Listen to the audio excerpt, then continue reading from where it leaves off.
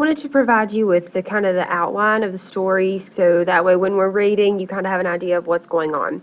So essentially, you have Hrothgar, and he is king of the Danes, and he and his village are being tormented by a monster, and that monster is Grendel. Now, Beowulf, if he wants to be this Anglo-Saxon hero and be remembered for years and years and years and years, he needs to go and do something heroic.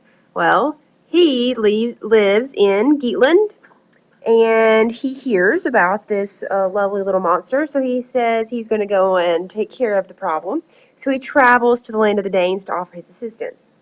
And the rest of the story pretty much talks about just three major battles that happen, and Beowulf showing off all his heroicness. And then, due to his heroic deeds, he receives some prizes and rewards for what he did. That's just the basic outline of the story. I've also provided you kind of a map of people and how they're related to one another. So take a look at that. Make sure you know who Beowulf is and where he goes to, who he fights, and how does people are interrelated to one another.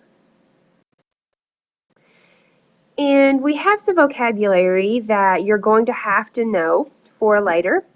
So I just wanted to give you some heads up on what they are. And we have an epic, reparation, solace, mail, purge, meat halls, linden, writhing, loathsome, massive, moored, vexed, sentinel, sinews, hoary, pyre, hoard.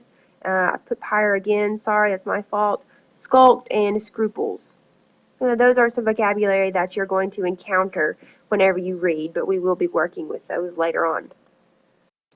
And lastly, I want you to discuss the following questions with a partner. You need to refer to your ideas on American culture and your notes on the Anglo-Saxons. And then I'd like for you all to record your responses. So if you lived in Anglo-Saxon England, what values would you place highly? Would you be someone who you feel you would think you must be courageous, you must be loyal to the king in order to be considered a hero? How do the values you brainstormed compare to those you wrote about American beliefs? How are they similar or different? How do you predict Beowulf will be as an Anglo-Saxon hero? Do you think he would still be considered a hero today, and why or why not? And how does a literary hero reflect the values of the society which he protects?